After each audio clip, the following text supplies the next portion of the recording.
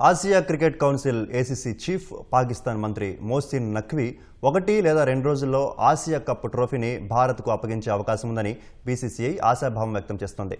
Team India Asia cup నెగ్గి నెల రోజులు దాటినా ఇంకా ట్రోఫీ మెడల్స్ను అందించకపోవడంపై బీసీసీఐ సెక్రటరీ దేవజిత్ సైకియా అసంతృప్తి వ్యక్తం చేశారు. నవంబర్ 4న ఐసీసీ త్రైమాసిక సమావేశం జరగనుందని, ఈలోగా నఖ్వీ ట్రోఫీని భారత్కు అప్పగించాలని, లేకపోతే ఈ విషయాన్ని ఐసీసీ దృష్టికి తీసుకువెళ్తామని సైకియా హెచ్చరించారు. నెల రోజులు గడుస్తున్నా ఇప్పటికీ ఆసియా ట్రోఫీని అందించలేదని, ఇది సరికాదని మండిపడ్డారు. అలాగే ట్రోఫీ విషయమై ఏసీసీకి లేఖ పంపిన విషయాన్ని ఆయన ధృవీకరించారు. అయితే దానికి బదులుగా నఖ్వీ ఏసీసీ కార్యాలయంలోనే ట్రోఫీని తీసుకోవాలని బదులిచ్చినట్లు తెలిపారు. నఖ్వీ చేతుల మీదుగా ట్రోఫీని అందుకునేదే లేదని సైకియా మరోసారి తేల్చి చెప్పారు. ట్రోఫీ ఇప్పటికీ వారి స్వాధీనంలోనే ఉందని, 1-2 రోజుల్లో తప్పకుండా అది ముంబైలోని బీసీసీఐ కార్యాలయానికి వస్తుందని సైకియా ఆశాభావం వ్యక్తం చేశారు.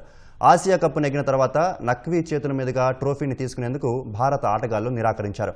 దీంతో నఖ్వీ ట్రోఫీని తనతో హోటల్ రూమ్కు తీసుకెళ్లడంతో వివాదం మొదలైంది. అప్పటి నుంచి ఇప్పటి వరకు కప్పును టీమిండియాకు అందించకుండా నఖ్వీ క్రీడా స్ఫూర్తికి విరుద్ధంగా ప్రవర్తిస్తున్నాడు.